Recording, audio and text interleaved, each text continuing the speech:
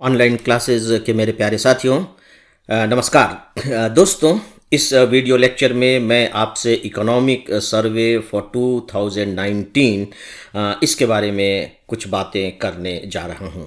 Economic survey, जिसे हिंदी में आर्थिक सर्वेक्षण भी कहा जाता है और आर्थिक समीक्षा भी कहा जाता है। दोनों में से ज़्यादा एप्रोप्रिएट कौन सा वर्ड होगा अगर आप मुझसे पूछेंगे, तो चूंकि वहाँ इंग्लिश में सर्वे शब्द है तो डेफिनेटली मैं आर्थिक सर्वेक्षण शब्द का उपयोग करना अधिक पसंद करूंगा। मैंने ऐसा देखा है कि जब भी इकोनॉमिक सर्वे आता है तो आप सबकी बहुत ही ज़बरदस्त जिज्ञासा रहती है कि इकोनॉमिक सर्वे में पता नहीं क्या बताया गया होगा एग्जामिनेशन पॉइंट ऑफ व्यू से, और हमें इसके बारे में ज़्यादा से ज़्यादा जान लेना चाहिए। और इनफैक्ट सच पूछिए तो यूट्यूब पर भी बहुत से इससे रिलेटेड प्रोग्राम आने शुरू हो जाते हैं, बहुत से लोग अपने सिलेबस में इसे शामिल कर लेते हैं। तो दोस्तों, सबसे पहले तो मैं आप को इस बारे में ये बताना चाहूँगा कि एग्ज़ामिनेशन की दृष्टि से यह किस तरीके से उपयोगी है और इनफैक्ट कितना उपयोगी है। बातचीत के दौरान मैंने ये पाया है कि स्टूडेंट इसे बहुत ज़्यादा हाई प्रायोरिटी पर रखते हैं। नो डाउट कि इम्पॉर्टेंट है, लेकिन इतना भी इम्पॉर्टेंट नहीं है कि इसके पीछे बिल्कुल पागल हुआ जाए। एक बहुत ही संतुलित दृष्टि की ज़रूरत होती है, और अगर मेरी बात पर यकीन न हो तो आप बाकायदे प्रीवियस ईयर्स के क्वेश्चन पेपर उठा करके देखिए, तो आपको सीधे सीधे एक बात मालूम पड़ेगी, और वह यह कि इकोनॉमिक सर्वे पर इंडिपेंडेंट क्वेश्चन न तो प्री एग्जामिनेशन में पूछा जाता है और न ही मेंस में। फिर आपके दिमाग में यह बात आने स्वाभाविक है कि फिर इसके लिए इतनी ज़्यादा उत्सुकता, जिज्ञासा स्टूडेंट में क्यों होती है। तो जो जिज्ञासा है वह गलत नहीं है, बशर्ते कि आप इसके उपयोग को सही तरीके से समझ सकें। दरअसल देखिए, इकोनॉमिक सर्वे है क्या, मुझे ऐसा लगता है कि इसको जान लेने के बाद शायद आप ये जान सकेंगे कि इसका उपयोग आप कैसे करेंगे। इनफैक्ट अगर आप एक टॉपिक के रूप में इकोनॉमिक सर्वे को देखेंगे तो इसका कोई उपयोग नहीं है, लेकिन अगर आप एक खजाना, जैसे कि आप मटेरियल का खजाना कह लीजिए, इस रूप में देखेंगे तो डेफिनेटली यह बहुत अधिक उपयोगी है। काफ़ी कुछ उपयोगी हो सकता है। आप कह लीजिए कि जो आपका मेंस का थर्ड पेपर है, केवल उसके लिए, वह भी केवल उसके लिए, लेकिन इसका विस्तार थोड़ा सा दूसरे क्षेत्रों में हो जाता है। तो वो कैसे होगा, आइए हम पहले थोड़ा सा इसे देख लेते हैं। इकोनॉमिक सर्वे बेसिकली है क्या? आपको बहुत अच्छे से मालूम है कि जो इकोनॉमिक सर्वे है वो 31 जनवरी को प्रेजेंट किया जाता है, और बकायदे उसके अगले ही दिन 1 फरवरी को हमारे यहाँ बजट आता है। तो पहली बात तो आपके दिमाग में क्लियर होना चाहिए कि इकोनॉमिक सर्वे और हमारा बजट, इसका सीधा कोई रिलेशन नहीं है, क्योंकि लोगों के दिमाग में होता है कि दोनों एक दूसरे से जुड़े हुए हैं। इकोनॉमिक सर्वे हमारे जो चीफ इकोनॉमिक एडवाइज़र होते हैं, वित्त मंत्रालय से जुड़े हुए हैं, वो उनकी देखरेख में तैयार किया जाता है, और जबकि जो बजट है वो बिल्कुल स्वतंत्र रूप से तैयार किया जाता है। इसलिए आपके दिमाग में बिल्कुल क्लियर होना चाहिए कि इन दोनों में सीधा कोई संबंध नहीं है। बेसिकली जो इकोनॉमिक सर्वे है, अब आप देखिए कि ये कहाँ से कहाँ तक को कवर करता है। जो हमारा फाइनेंशियल ईयर है वो कब से शुरू होता है? 1 अप्रैल से, राइट? इसके बारे में आप जानते हैं। ये 1 अप्रैल से लेकर के लास्ट दिसंबर तक की जो हमारी स्थितियां हैं, आप कह लीजिए, जो हमारे यहाँ की जो आर्थिक स्थितियां हैं, बहुत से ऐसी बातें होती हैं जो आपको सीधे सीधे आर्थिक स्थितियां न मालूम पड़े, लेकिन उसमें कहीं ना कहीं अप्रत्यक्ष रूप से आर्थिक स्थितियों का समावेश हो जाता है। तो आप कह सकते हैं कि 1 अप्रैल से लेकर के दिसंबर लास्ट तक की जो हमारी आर्थिक परिस्थितियां हैं या स्थितियां हैं, परिदृश्य कहना ज़्यादा अच्छा होगा, उसको हमें बताता है, उसके बारे में हमें बताता है। मैं रिपीट कर रहा हूं, अप्रैल से लेकर दिसंबर तक। जैसे शुरू में मैंने कहा इकोनॉमिक सर्वे फॉर 2019, इसका मतलब है, हालांकि देखिए आया ये 2020 में है, जनवरी लास्ट में, लेकिन इसमें बताया किसके बारे में जा रहा है? 2019 के बारे में। अप्रैल से इसलिए बताया जा रहा है कि वहां से फाइनेंशियल ईयर की शुरुआत होती है, और दिसंबर में इसलिए खत्म कर दिया जाता है क्योंकि जनवरी में उन्हें अपनी रिपोर्ट प्रस्तुत करनी है, तो कम से कम 1 महीना पहले तो वो अपना काम खत्म करके उसका विश्लेषण शुरू कर दें। तो अप्रैल से दिसंबर, इसीलिए है 2019। अब मैं थोड़ी सी जानकारी आपको इस बात की देना चाहूँगा कि इसका पर्पस क्या है, कौन कौन से सब्जेक्ट इसमें कवर किए जाते हैं, ये थोड़ा सा मुझे लगता है कि आपको इसके बारे में जानकारी होनी चाहिए, क्योंकि जब आप इकोनॉमिक सर्वे की बात करते हैं तो उससे आपका परिचय तो हो। तो देखिए, इसके तहत मूलतः ये जो बीच के महीने अप्रैल टू दिसंबर, उस दौर में कुछ क्षेत्रों में क्या स्थितियां रही हैं। जब मैं कह रहा हूं कुछ क्षेत्रों में, तो वो कौन कौन से क्षेत्र हो सकते हैं, थोड़ा सा ध्यान से सुन लीजिए, आपके दिमाग में एक इंप्रेशन क्रिएट हो जाएगा और दैट वुड बी एनफ, वो अपने आप में पर्याप्त होगा। जैसे हमारे यहाँ जो राजकोषीय जो विकास हुआ है वो किस तरीके से हुआ है, कितना हुआ है।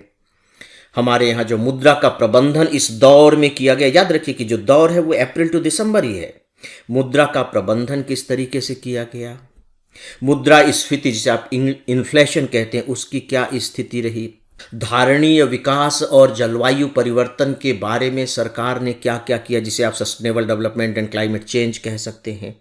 देखिए, हालांकि अब आपको लगेगा कि sustainable development and climate change तो जो है पर्यावरण से जुड़ा हुआ भाग है, उसको इसमें क्यों लिया गया, लेकिन आप बहुत अच्छे तरीके से जानते हैं कि अब जिस विकास की बात की जाती है वो पर्यावरण के सहयोग के साथ विकास की बात की जाती है, तो इसे भी ले लिया गया है। एग्रीकल्चर को तो लेना ही लेना है। ठीक इसी तरह से खाद्य प्रसंस्करण की बहुत ज़्यादा डिमांड होने लगी है, खाद्य सुरक्षा की भी बात होती है, तो आप कह लीजिए फूड मैनेजमेंट की बात होती है। एग्रीकल्चर की बात कर रहे हैं तो आप इंडस्ट्री को छोड़ ही नहीं सकते, तो जो हमारा औद्योगिक परिदृश्य इस बीच में रहा है उसके बारे में बातें की जाती हैं। इंफ्रास्ट्रक्चर तो आप जानते हैं कि सबसे इम्पॉर्टेंट पॉइंट ही है हमारे यहाँ का, तो इंफ्रास्ट्रक्चर के बारे में, चूँकि हम एग्रीकल्चर देख चुके हैं और हम इंडस्ट्री देख चुके हैं, तो आप सर्विस सेक्टर को कैसे छोड़ेंगे, तो सर्विस सेक्टर की क्या स्थितियाँ रही। सोशल इंफ्रास्ट्रक्चर की भी बात की जाती है। सोशल इंफ्रास्ट्रक्चर का मतलब है एजुकेशन, हेल्थ और जो दूसरी चीज़ें हैं जो सरकार करती है, तो सोशल इंफ्रास्ट्रक्चर हमारा कैसा रहा, एम्प्लॉयमेंट की क्या स्थिति रही, और ठीक इसी तरह से ह्यूमन डेवलपमेंट किस तरीके से रहा। सच पूछिए तो जो इकोनॉमिक सर्वे के बारे में जो स्टूडेंट के बीच में इतना हाइप क्रिएट हुआ है, ये 4-5 साल पहले जो सर्वे रिपोर्ट आई थी, इकोनॉमिक सर्वे की रिपोर्ट, उससे सीधे सीधे 2 क्वेश्चंस पूछ लिए गए थे, सीधे सीधे 2 क्वेश्चन उस रिपोर्ट से। हालांकि ऐसा नहीं था कि डायरेक्ट आपको उस रिपोर्ट में ही वो क्वेश्चन मिल जाते, लेकिन जब तक आपने वो रिपोर्ट नहीं पढ़ी हो तो शायद उसका सही तरीके से आप उत्तर नहीं दे पाते, तो वहाँ से बस लोगों को लगने लगा कि इकोनॉमिक सर्वे पढ़ना बहुत ज़रूरी है, ज़्यादा से ज़्यादा पढ़ो, ज़्यादा से ज़्यादा जानो। तो दोस्तों, मैंने आपको अभी कुछ टॉपिक बताए हैं जिन्हें इकोनॉमिक सर्वे अपनी रिपोर्ट में कवर करता है, इनके बारे में अपने अपने ढंग से वह टिप्पणियां देता है। अब आप देखें कि ये जो सर्वे है एक सर्वेक्षण है, एक सामान्य सी आपको जानकारी दे रहा है इस बीच के डेटा की। अब स्वाभाविक है कि जब बजट आएगा तो वो इस आर्थिक परिदृश्य की अनदेखी नहीं कर सकता, क्योंकि जो बजट वो बना रही सरकार जो बना रही है आर्थिक परिदृश्य से परे तो है नहीं।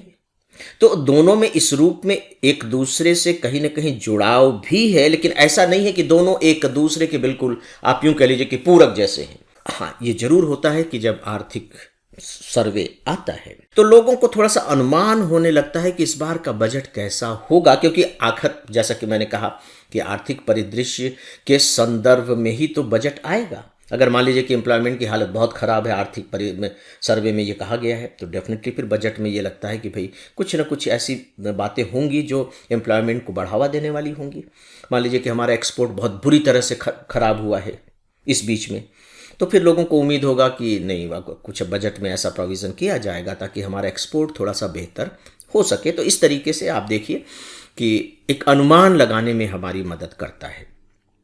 दोस्तों, चूंकि economic survey government of India के द्वारा तैयार किया जाता है, इसीलिए आप कह सकते हैं कि इसमें जो बातें कही जाती हैं वो एक आधिकारिक बातें, यानी कि ऑफिशियल स्टेटमेंट है, ऑफिशियल डेटा है। इसीलिए सिविल सर्विस की तैयारी करने वाले स्टूडेंट के लिए जरूरी है कि वह इन डेटा पर विश्वास करे, इन्हें ही कोट करे। हाँ, यदि आपको इस डेटा के पैरेलल कोई और बिल्कुल इसको बिल्कुल कंट्राडिक्ट करता हुआ कोई दूसरा डेटा मिल रहा है तो आप उसे भी मेंशन कर सकते हैं और फिर वहाँ अपने ओपिनियन आप रख सकते हैं। लेकिन मुझे ऐसा लगता है व्यक्तिगत तौर पर कि हमें इन आंकड़ों पर पूरा विश्वास करना चाहिए। तो दोस्तों, ये मैंने थोड़ा सा परिचय आपको इकोनॉमिक सर्वे का दिया। इस बार का जो इकोनॉमिक सर्वे रहा है उसका जो ब्रॉड थीम रहा है उसकी एक बहुत ही आप कह लीजिए कि विस्तृत उसका विषय होता है, या यूं कह लीजिए कि एक विस्तृत कथानक होता है, विषय होता है। तो इस बार का जो विषय था वो था एथिकल वेल्थ क्रिएशन, नैतिक संपत्ति सृजन सृजन यानी कि हम संपत्ति का सृजन करेंगे लेकिन नैतिकता के आधार पर। और जो स्ट्रेटजी बनाई गई, उन सजेशन भी देते हैं। देखिए, जो इकोनॉमिक सर्वे है, इकोनॉमिक सर्वे एक तो जो स्थितियां हैं आपको उसके बारे में बताएगा, और इसके बाद फिर वो सजेशन भी देंगे। जैसे मैंने अभी एक्सपोर्ट की बात कही, अगर वो कह रहा है कि एक्सपोर्ट हमारा बहुत खराब है, तो चूंकि वो चीफ इकोनॉमिक एडवाइज़र के नेतृत्व में तैयार किया जा रहा है, तो अब चीफ इकोनॉमिक एडवाइज़र की जिम्मेदारी भी बनती है कि अब वो बताए कि हम अपना एक्सपोर्ट फिर बढ़ाएं कैसे, ठीक कैसे करें। तो जो स्थिति है उसके बारे में ये बताता है, साथ ही साथ जो किया जाना चाहिए उसके बारे में भी एडवाइस देता है। ये बात अलग है कि सरकार फिर उसे मानती है या नहीं मानती है, लेकिन चूंकि एक सिस्टम के तहत ये एडवाइस दी जाती है तो हम ऐसा नहीं कह सकते कि सरकार उसकी पूरी तरह अनदेखी ही कर देती है। तो जो स्ट्रेटजी इस बार की तैयार की गई है, आप जानते हैं कि सरकार ने घोषणा की है या लक्ष्य निर्धारित किया है कि हम 2024-25 तक $5 ट्रिलियन की इकोनॉमी बनेंगे। तो $5 ट्रिलियन की इकोनॉमी हम कैसे बन सकेंगे, इसी आधार पर आर्थिक सर्वेक्षण ने अपनी कुछ राय प्रस्तुत की है।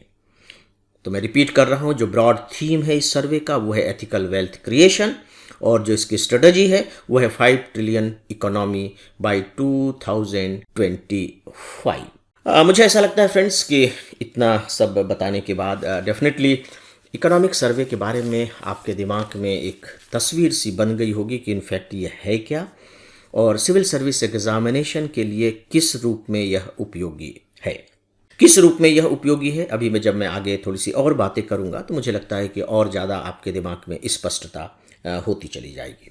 अब मैं आपको 2 बातें बताना चाहूँगा इससे पहले कि मैं और दूसरी बातें शुरू करूँ। पहली बात तो यह है कि देखिए, इसमें मैं आपको कुछ डेटा प्रोवाइड कर रहा हूँ, डेटा दे रहा हूँ। अब इकोनॉमिक सर्वे है तो वो तो डेटा का जाल बिछा हुआ है, वहाँ डेटा पर डेटा पर डेटा। आपके लिए बहुत बड़ी चुनौती है कि आप उसमें से अपने काम के डेटा कैसे निकालें। तो काम के डेटा का आधार क्या हो सकता है, आप खुद सोच करके देखिए कि वो आधार क्या हो सकता है। तो सीधी सी बात है, मुझे ये लगता है, जो बहुत गलत भी नहीं है, कि जो आपका पूरा का पूरा सिलेबस है, पूरा का पूरा सिलेबस, मैं केवल इकोनॉमिक्स या और इकोनॉमी के सिलेबस की बात नहीं कर रहा हूँ, पूरा का पूरा सिलेबस। जैसे मैंने कहा कि सोशल इंफ्रास्ट्रक्चर पर भी इसमें कुछ बातें कही गई, ऐसा नहीं कि सिर्फ इकोनॉमी पर ही बात कही गई है, दूसरे क्षेत्रों के बारे में भी कुछ ना कुछ बातें कही गई हैं।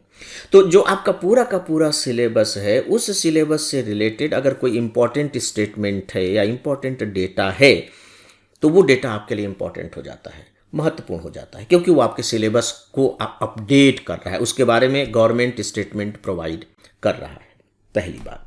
दूसरी बात, इसमें आपको बीच बीच में एडवाइस भी मिलेंगी सरकार के लिए कि सरकार को ऐसा करना चाहिए।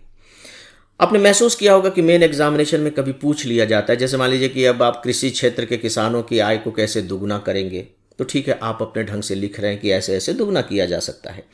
लेकिन अगर आपको समीक्षा में कुछ ऐसा सेंटेंस मिलता है, एडवाइस मिलती है कि उसमें भी ये कहा गया है कि इस तरीके से कोई कोशिश की जा सकती है, तो बाकायदे आप कोट कर सकते हैं कि इकोनॉमिक सर्वे 2019 में भी यह बात कही गई है। तो जब भी एग्जामिनर आपके इस वाक्य को देखेगा तो स्वाभाविक रूप में वह प्रभावित होगा कि नहीं, स्टूडेंट ने इसकी अच्छी तैयारी की है और वो इकोनॉमिक सर्वे को कोट कर रहा है। तो इस तरीके से ये इकोनॉमिक सर्वे 2 रूपों में आपकी मदद करता है। और मैं ये स्पेशली शुरू में बता चुका हूं कि अगर आप सोचेंगे कि सीधे सीधे इकोनॉमिक सर्वे पर कोई क्वेश्चन आ जाएगा, तो मुझे ऐसी संभावना नहीं लगती। और वैसे तो आप जानते हैं कि सिविल सर्विस में पूछा भी अगर जाएगा तो आप कोर्ट में नहीं जा सकते कि ये क्यों पूछ लिया गया है। That's right. तो मित्रों, आइए अब हम इकोनॉमिक सर्वे के कुछ हाईलाइट्स देखते हैं। इसे मैं हाईलाइट्स ही कहना पसंद करूंगा। हाइलाइट्स का मतलब कि जो बहुत ही महत्वपूर्ण बातें कही गई हैं, और डेफिनेटली जो मैं हाइलाइट्स की बात कर रहा हूं, महत्वपूर्ण बातों की बात कर रहा हूं, उसका सीधा संबंध केवल सिविल सर्विस एग्जामिनेशन की प्रिपरेशन से है, टोटल इकोनॉमिक सर्वे से नहीं है। राइट।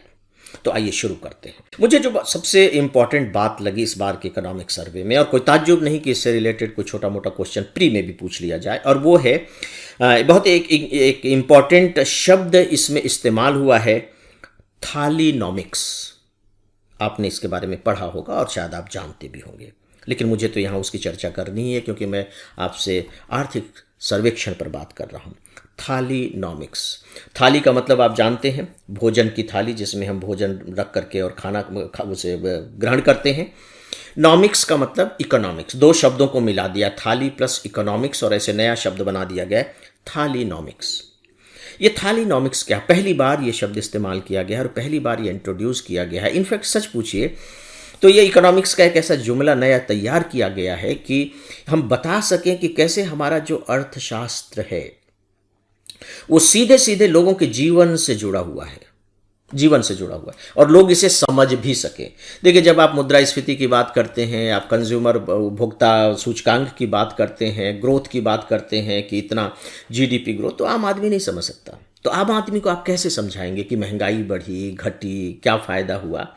तो उसको समझाने के लिए आप यूँ कह लीजिए कि या सरकार इस बात को प्रूफ करने के लिए कि हमारा जो अर्थशास्त्र है वो जनसाधारण के लिए है, जनसाधारण से जुड़ा हुआ है, इस शब्द का इस्तेमाल किया गया है, थालीनॉमिक्स। अब आप देखिए कि थालीनॉमिक्स क्या है। दोस्तों, आप यूँ कह लीजिए कि हमारे देश की जो एक आर्थिक स्थिति है उसको बताने का एक जरिया है।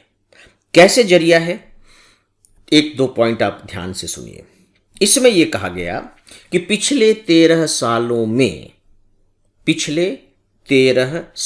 में यानी कि 2006 से, हम 19 की बात कर रहे हैं, तो पिछले 13 सालों का मतलब 2006 से जो शाकाहारी थाली है, जो शाकाहारी भोजन है, वो 29%, 29%, याद रखें 29%, और जो नॉन वेजिटेरियन थाली है, मांसाहारी थाली है, वो 18% सस्ती हो गई। अब आप देखिए कि 13 सालों में ये सब सस्ती हुई है। अगर आप शाकाहारी हैं तो आप 29% सस्ती हो गई, और अगर आप मांसाहारी हैं तो वो 18% सस्ती हो गई है। ठीक है, जब हम शाकाहारी और मांसाहारी थाली की बात करते हैं तो दो तीन चीज़ें आपको और भी ध्यान में रखनी है, ताकि अगर कुछ पूछ लिया जाए टिप्पणी वगैरह तो आप कुछ तथ्यात्मक रूप में अपनी बात रख सकें। शाकाहारी थाली में क्या क्या लिया गया है? कोई भी एक अनाज, जैसे चावल है, रोटी है ना, एक अनाज हो जाएगा, फिर सब्जी और दाल। ठीक है, और मांसाहारी में बिल्कुल वही अनाज, सब्जी और एक मांसाहारी व्यंजन। बस ये दाल की जगह आप कह लीजिए कि यहाँ मांसाहारी व्यंजन है, बस ये अंतर रखा गया है। इसके बाद आपको अगली बात ये याद में रखनी है कि ये जो डेटा लिए गए हैं, ये 2006 से 13 तक, 19 तक के लिए गए हैं, 13 साल के, इस बीच के डेटा लिए गए हैं, और जो डेटा लिए गए हैं वो औद्योगिक कर्मचारियों के उपभोक्ता मूल्य सूचकांक के जरिए लिए गए हैं। याद रखिए, एक तो रूरल और अर्बन के सूचकांक होता है, एक सीधे सीधे उपभोक्ता मूल्य सूचकांक होता है, कंज्यूमर प्राइस इंडेक्स कहते हैं, लेकिन ये औद्योगिक कर्मचारियों के उपभोक्ता मूल्य सूचकांक से ली गई। ये आपके दिमाग में क्लियर होना चाहिए। हो सकता है कि प्री एग्जामिनेशन में कुछ ऐसा पूछ लिया जाए। अब उन्होंने एक बात और कही, और वो ये कि 19% और जो 18% सस्ती हुई है, इसके आधार पर जैसे एक परिवार में 5 व्यक्तियों को शामिल किया जाता है, 5 व्यक्तियों का एक परिवार, ये सामान्य रूप में स्थापित है। तो अगर वह परिवार शाकाहारी है तो उसे हर साल, जब सस्ता हो गया है, इन सस्ती हो गई इनकी थाली, तो 10,887 रुपये का फ़ायदा हुआ। मोटे तौर पर 11,000 रुपये, 10,887 रुपये का फ़ायदा हुआ। और अगर वह परिवार मांसाहारी है तो उसे हर साल औसतन 11,787 रुपये का फ़ायदा हुआ। ये फ़ायदे की बात करें तो दोस्तों, ये है थालीनॉमिक्स के बारे में थोड़ी सी जानकारी। ये आपको मालूम होना चाहिए। मुझे लगता है कि ये बहुत ही इम्पॉर्टेंट पॉइंट है। दूसरी जो बहुत महत्वपूर्ण बात कही गई है इस आर्थिक समीक्षा में, और वो कहा गया है दोस्तों, जैसा कि मैंने कहा कि 2024-25 तक $5 ट्रिलियन की हम इकोनॉमी कैसे बनेंगे, ये इसकी स्ट्रेटजी रही है। तो इसमें एक बहुत इंपॉर्टेंट बात कही गई है। ये आप एक सजेशन के तौर भी आप इसको नोट कर सकते हैं और कहीं अपने आंसर में इस्तेमाल भी कर सकते हैं। उन्होंने कहा कि हमें चाहिए कि हम चीन के मॉडल को अपनाएं, और अगर हम चीन के मॉडल को अपना लेते, मैं भी आपको बताऊंगा, चीन के मॉडल को अगर हम अपना लेते हैं तो 2025 तक हम 4 करोड़ रोजगार पैदा कर सकेंगे, और 2030 तक 8 करोड़ रोजगार दिए जा सकेंगे। यानी कि चीन के मॉडल के जरिए हम इतना अपने यहाँ रोजगार पैदा कर सकते हैं। अब आप देखिए कि जब वो चीन के मॉडल की बात कर रहा है तो चीन के मॉडल में ऐसा क्या है, तो उसका जो सेंट्रल पॉइंट है वो है assemble in India for world नीति। ये शब्द भी आपको मालूम होना चाहिए कि what is this. Assemble in India for world, make in India आपको मालूम है कि आप आइए भारत में और बाकायदे आप चीज़ें बनाइए और इसके बारे में आप बहुत अच्छे से जानते हैं। तो उन्होंने कहा कि मेक इन इंडिया के साथ ही साथ वो आप चलने दीजिए, हम असेंबल इन इंडिया को भी यदि जोड़ लें तो हमारा मॉडल चीन की तरह हो जाएगा और हम इतना ज़्यादा रोजगार पैदा कर सकेंगे। और ऐसा करके उन्होंने बाकायदे डेटा दिए हैं कि ऐसा करके हम 2025 तक अपने एक्सपोर्ट को 3.5% कर देंगे और 2030 तक 6% हो जाएगा। यानी कि हमारा जो एक्सपोर्ट है वो बहुत ज़्यादा बढ़ जाएगा। देखिए, अब असेंबल इन इंडिया का क्या मतलब है। असेंबल इन इंडिया का मतलब है कि हम बाहर से पुर्जे वगैरह मंगाएंगे। जैसे मान लीजिए कि कोई गाड़ी है, विदेश की गाड़ी है, तो ठीक है, विदेश में उसके पुर्जे बन रहे हैं और कुछ हो रहे हैं, थोड़े बहुत पुर्जे यहाँ भारत में बन गए, पुर्जे बाहर से होकर के आ गए और भारत में आकर के उसे जोड़ दिया गया, इकट्ठा करके उसे गाड़ी में तब्दील कर दिया गया। जैसे मान लीजिए मोबाइल फ़ोन है, तो ठीक है, हम उसके छोटे छोटे पार्ट नहीं बना सकते या थोड़े हम बना सकते हैं, जो बहुत ही important technology, highly technological part हैं वो बाहर से आ गए, फिर यहाँ एक सेटअप तैयार कर लिया गया, मोबाइल फ़ोन इस तरह से भारत में बनाए जा रहे हैं। तो यहाँ वो असेंबल होंगे और यहाँ से असेंबल होकर के फिर वो वर्ल्ड मार्केट में एक्सपोर्ट होंगे। तो इस तरह से हमारे यहाँ के लोगों को रोज़गार मिलेगा क्योंकि असेंबल हम कर रहे हैं, साथ ही साथ हमारा एक्सपोर्ट बढ़ेगा। चूँकि हम एक्सपोर्ट बढ़ा रहे हैं तो हमारे फॉरेन करेंसी बढ़ेगी, और चूँकि हम असेंबल कर रहे हैं तो असेंबल जब कोई चीज़ हो जाती है तो उसकी कीमत काफ़ी बढ़ जाती है, तो उससे सरकार को टैक्स भी मिलेगा, आमदनी भी बढ़ेगी, लोगों को रोज़गार मिलने से लोगों की भी आमदनी बढ़ेगी। तो इससे हमारी इकोनॉमी को काफ़ी रफ्तार मिल सकती है। तो इन्होंने असेंबल इन इंडिया सजेशन दिया। इसमें भी इन्होंने एक जो बड़ी बात कही है और वो बात है नेटवर्क प्रोडक्ट। शायद आपने ये शब्द इससे पहले नहीं सुना हो, नेटवर्क प्रोडक्ट। इनका जोर इस बात पर है कि हमें नेटवर्क जो उत्पाद हैं उनकी विशेषज्ञता पर बल देना चाहिए। नेटवर्क उत्पाद देखिए इस तरह के कहा जाता है जिससे कि नेटवर्क जो चीज़ें, ऐसे उपकरण जो नेटवर्किंग में काम आते हैं, जैसे बिजली के उपकरण ले लीजिए आप, कंप्यूटर के उपकरण ले लीजिए, है ना, ये सब नेटवर्क उत्पाद कहे जाते हैं। इसमें हमें बहुत ज़्यादा विशेषज्ञता हासिल करनी चाहिए और फिर बाकायदे इनकी असेंबलिंग पर हमें जोर देना चाहिए कि हम ज़्यादा से ज़्यादा इन्हें असेंबल करेंगे और करके फिर दुनिया के बाज़ार में भेजेंगे। ये है चीन मॉडल, ये आपकी थोड़ी सी जानकारी में होना चाहिए। जो इकोनॉमिक को बढ़ाने के लिए, या जो कि $5 ट्रिलियन की हम बात कर रहे हैं, जो इन्होंने और सजेशन दिए हैं, मैं आपको 1, 2, 3 पॉइंट्स के आधार पर केवल आपको जानकारी दे रहा हूँ, उसके एक्सप्लेनेशन की ज़रूरत नहीं है।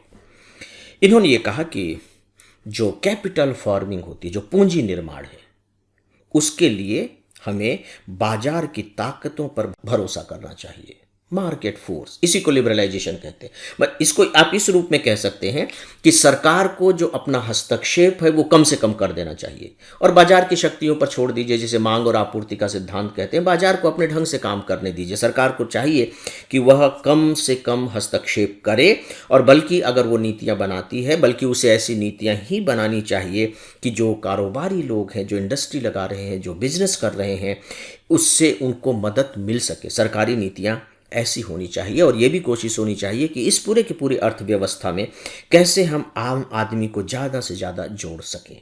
यानी कि यूँ कह लीजिए कि इसने सजेशन दिया है कि सरकार अपने हस्तक्षेप को कम करे, यानी कि अपने हाथ और खींचे या इस मामले में अधिक उदारता बरते। सेकेंड पॉइंट इन्होंने यो कहा कि हमारे यहाँ जो अभी भी बैंकिंग फैसिलिटी है वो वर्ल्ड के मुकाबले बहुत कम है। तो ज़रूरत इस बात की है कि जो हमारी बैंकिंग सर्विसेज हैं वो दूर दराज के क्षेत्रों में पहुँचें और वो अपना अधिक से अधिक कर्ज वो इन गांव के लोगों तक दें, ग्रामीण क्षेत्रों को दें, दूर दराज के लोगों को दें, ताकि वो एम्पावर्ड हो सके। क्योंकि दूर दराज के क्षेत्र के लोग फिर वो साहूकारों से कर्ज लेते हैं, उनके रेट ऑफ इंटरेस्ट बहुत हाई होते हैं और उसके कारण फिर उनका शोषण होता है। और इसी के रूप में उन्होंने कहा कि सरकार बाकायदे ईज़ ऑफ डूइंग बिजनेस को बढ़ावा देने की हर संभव कोशिश करे और जो गैर ज़रूरी कानून हो गए हैं उन गैर ज़रूरी कानूनों को ख़त्म करे ताकि ज़्यादा से ज़्यादा हमारे यहाँ इन्वेस्टमेंट आ सके और ज़्यादा से ज़्यादा कारोबारी काम करने के लिए सामने आ सके। दोस्तों, ये इन्होंने इंडस्ट्री और $5 ट्रिलियन डॉलर के बारे में कुछ बातें कही। अब मैं थोड़ी सी चर्चा एग्रीकल्चर के बारे में करना चाहूँगा, क्योंकि एग्रीकल्चर तो हमारी इकोनॉमी का बहुत इम्पॉर्टेंट पार्ट है।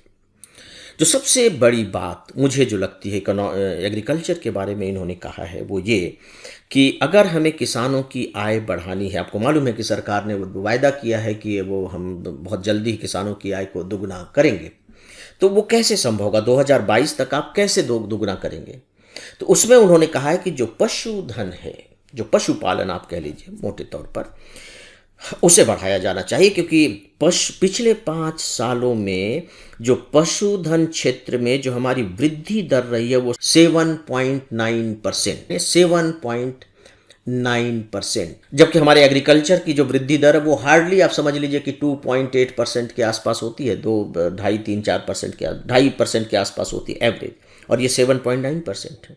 तो यदि हम इसे बढ़ा सके तो डेफिनेटली हमारी जो किसानों की आय दोगुनी करने का जो हमारा लक्ष्य है उसे काफ़ी मदद मिलेगी, क्योंकि ये जो पशुधन क्षेत्र है ये किसानों को पोषण सुरक्षा देता है। जैसे गाय है तो भी कम से कम वो दूध तो थोड़ा बहुत पिएगा तो कम ताकत आएगी, मुर्गी पालन कर रहा है तो उसे प्रोटीन मिल रहा है तो पोषण सुरक्षा देता है, रोजगार देता ही है, महिलाओं को काम मिला हुआ है उस पशुधन के कारण, और साथ ही साथ उनकी आय भी बढ़ती है। तो ये बहुत बड़ा रोल प्ले करता है पशुधन, और सरकार को चाहिए कि इसे वो ज़्यादा से ज़्यादा प्रोत्साहित करे। ठीक इसी तरह से दोस्तों उन्होंने एक बात कही, मुझे लगता है कि ये इम्पॉर्टेंट है आपको आपके सिविल सर्विस एग्जामिनेशन की दृष्टि से, कि जो फूड प्रोसेसिंग इंडस्ट्री है उसमें भी 2017-18 में जो वृद्धि हुई है वो 5.06% है। तो 5% मान लीजिए कि 5% की दर से फूड प्रोसेसिंग इंडस्ट्री में वृद्धि हुई है। तो इनका सजेशन है कि इसे और ज़्यादा बढ़ाया जाना चाहिए, तेज किया जाना चाहिए, क्योंकि जब फूड प्रोसेसिंग इंडस्ट्री बढ़ेगी तो लोग अलग अलग तरह की फसल बोना पसंद करेंगे और फिर उन्हें अपने जो उत्पाद है उसकी कीमत भी बहुत अच्छी मिल सकेगी। एक बात जो बहुत इंपॉर्टेंट कही, जो सस्टेनेबल डेवलपमेंट के तहत आती है मुझे लगता है, और वो ये कि पिछले कुछ सालों से रासायनिक उर्वरकों की खपत में कमी हुई है। रासायनिक उर्वरकों की खपत में कमी हुई है, एक बहुत अच्छा साइन है ये। इसका मतलब है कि लोग जैविक खेती की तरफ आगे जा रहे हैं। मुझे लगता है कि एक इम्पॉर्टेंट पॉइंट है जो आपको नोट कर लेना चाहिए। दोस्तों, अब मैं थोड़ी सी चर्चा करना चाहूँगा सर्विस सेक्टर के बारे में। सर्विस सेक्टर आप जानते हैं कि भारत इसमें बहुत आगे है, बहुत कमाल कर रहा है, और हमारे जो पूरा जो हमारा क्षेत्र है इकोनॉमी का, उस टोटल का 55% सर्विस सेक्टर है। 55% कल्पना करके देखिए। जो FDI फॉरेन डायरेक्ट इन्वेस्टमेंट जो हमारे यहाँ आता है उसका 2/3 केवल सर्विस सेक्टर में आ रहा है। सोचिए, केवल एक सेक्टर में आ रहा है। और जो हम टोटल एक्सपोर्ट करते हैं उसका 38% जो एक्सपोर्ट है वो सर्विस सेक्टर से है। ये जो मैंने आपको 3 डेटा बताए हैं, ये तीनों डेटा इकोनॉमिक सर्वे ऑफ 2019 के हैं। मैं इन्हें रिपीट कर रहा हूँ। टोटल इकोनॉमिक साइज का सर्विस सेक्टर 55% है।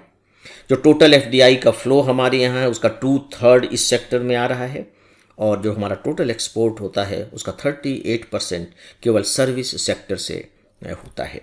फ्रेंड्स, जहाँ तक इन्फ्लेशन का सवाल है, इन्फ्लेशन में थोड़ी सी बढ़ोतरी हुई है, हालांकि वो थोड़ी सी ही बढ़ोतरी है। इसको आप कह लीजिए इन्फ्लेशन की जगह मैं आपको कंज्यूमर प्राइस इंडेक्स के बेस पर बता रहा हूँ। 2018-19 में यह 3.7 था, और मैं जो 3.7 कह रहा हूँ ये एक साल का नहीं है। इसको ध्यान रखिएगा कि ये जो डेटा दे रहे हैं, जैसा कि मैंने कहा, ये अप्रैल से दिसंबर तक का दे रहे हैं, और 2019 का जो अप्रैल से दिसंबर तक का है वो है 4.1। तो 3.7 से बढ़कर के 4.1 हो गया है। अगर इकोनॉमिक्स में कहीं कुछ ऐसा पूछा जाता है तो आप इसे मेंशन कर सकते हैं। जहाँ तक दोस्तों क्लाइमेट चेंज की बात है, मैं आपको 2 बहुत इंपॉर्टेंट पॉइंट देने जा रहा हूँ। Climate change and sustainable development जो इन्होंने बताया है, कुछ राज्यों के नाम बताए हैं। इसमें मैं 4 राज्यों का यहाँ उल्लेख करूँगा। हिमाचल प्रदेश, चंडीगढ़, ये तो दोनों उधर के ही हो गए, पहाड़, और आप उत्तर भारत कह लीजिए। फिर केरल और तमिलनाडु, ये 2 दक्षिण भारत के हो गए। ये जो हैं सस्टेनेबल डेवलपमेंट में काम करने की दिशा में बहुत ही फ्रंट रनर है, मतलब बहुत ही अग्रणी रहे। इन्होंने बहुत अच्छा काम किया है। और एक जो बहुत इंपॉर्टेंट डेटा इसमें है वो है कि फॉरेस्ट एंड ट्री कवर्ड जो हमारे यहाँ है, फॉरेस्ट एंड ट्री कवर्ड है ना। ट्री कवर्ड मतलब फॉरेस्ट तो जंगल हो गया, लेकिन दूसरी जगह भी वृक्ष लगे रहते हैं, तो उनको भी अगर मिला लिया जाए तो हमारा जो टोटल ज्योग्राफिकल एरिया है उसका 25.56% फॉरेस्ट एंड ट्री कवर्ड है, राइट। अब हम थोड़ा सा सोशल सेक्टर को देख लेते हैं। ह्यूमन डेवलपमेंट इंडेक्स के बारे में आप जानते होंगे, इसमें हमने कोई बहुत ज़्यादा कमाल नहीं किया है। 2018 में हम 130वीं पोजीशन पर थे, 2019 में हम 129वें पर आ गए हैं, तो मतलब बहुत अच्छा नहीं है। एक जो थोड़ा सा मुझे इम्पोर्टेंट लग रहा है डाटा की, जो औपचारिक क्षेत्र में जो रोजगार 2011-12 में केवल 8% था, फॉर्मल सेक्टर में 8%, जो अब बढ़ करके 2017-18 में 9.98 यानी कि कह लीजिए कि 10% हुआ है, तो कोई बहुत ज़्यादा नहीं हुआ है। मतलब आप समझिए कि पिछले 7 सालों में अगर केवल 2% की बढ़ोतरी हुई है इतनी कोशिशों के बावजूद, तो बहुत अधिक बढ़ोतरी तो नहीं कही जा सकती, लेकिन चलिए एक डेटा है, समीक्षा करने के लिए आप चाहें तो इसका इस्तेमाल कर सकते हैं। ठीक इसी तरह से जो मिशन इंद्रधनुष है जिसमें टीकाकरण का कार्यक्रम होता है, तो उसके लिए डेटा है कि 3.39 करोड़ बच्चों को लगाया गया अप्रैल से दिसंबर के बीच में, और फिर जो गर्भवती माताएं हैं उनको 87.18 लाख गर्भवती माताओं यानी कि 3.39 करोड़ बच्चों को टीका लगाया गया है, और 87.18 लाख गर्भवती महिलाओं को टीका लगाया गया है।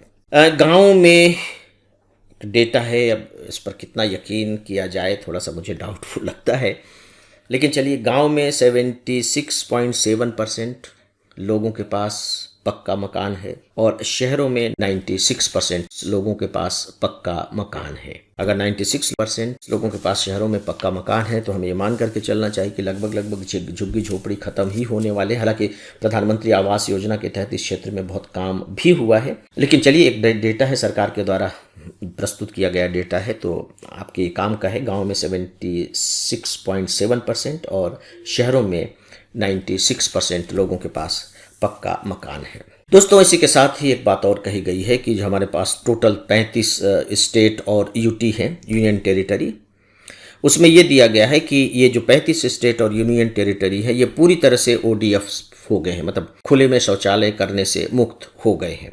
ये भी थोड़ा सा विवादास्पद है। इसी तरह से उन्होंने ये बताया कि जो वेस्ट प्रोसेसिंग जो हमारे यहाँ जो आप कह लीजिए कि जो खराब जो सामान होता है, जो गंदगी निकलती है, जो कचरा है, उसको प्रोसेस्ड करने की जो प्रक्रिया है वो 40% तक बढ़ी है। मतलब उस पर काफ़ी काम हुआ है, ये एक अच्छी बात है। फ्रेंड्स, मुझे लगता है कि एक आंकड़ा और आपको बताना चाहिए और इतना ही आपके लिए पर्याप्त होगा, और वो ये है कि जो ईज़ ऑफ डूइंग बिजनेस का जो हमारा डेटा है, जो 2014 में हम 142वें स्थान पर थे, 2019 में आकर हम 63वें स्थान पर हो गए हैं। मतलब बहुत अच्छा हमने इस फील्ड में काम किया है। आप देखें कि पिछले 5 सालों में 142 से 63वें स्थान पर आना ईज़ ऑफ डूइंग बिजनेस एक बहुत उपलब्धि मानी जा सकती है। तो मुझे लगता है कि ये भी इम्पोर्टेंट डेटा है जो आपको मालूम होना चाहिए। तो फ्रेंड्स, इस तरीके से आर्थिक समीक्षा के बारे में जो बहुत ही महत्वपूर्ण बिंदु आपके काम के हो सकते हैं, यहाँ मैंने उनकी जानकारी देने की कोशिश की है, और मुझे लगता है कि जो बहुत ही इम्पॉर्टेंट थे उनको तो मैंने कवर इसमें किया है। लेकिन अगर आपको और भी कोई ऐसे इम्पॉर्टेंट डेटा या जानकारियाँ कहीं से मिल जाती हैं जिनका संबंध आपके सिलेबस से है और सिलेबस के उस इम्पॉर्टेंट पार्ट से है जिनसे क्वेश्चंस पूछे जाने की संभावना रहती है, तो आप उसे इंक्लूड करने में संकोच न करें। तो फ्रेंड्स, इसी के साथ ही अब मैं आर्थिक समीक्षा 2019 से संबंधित अपने इस लेक्चर को यहीं समाप्त करता हूँ। नमस्कार।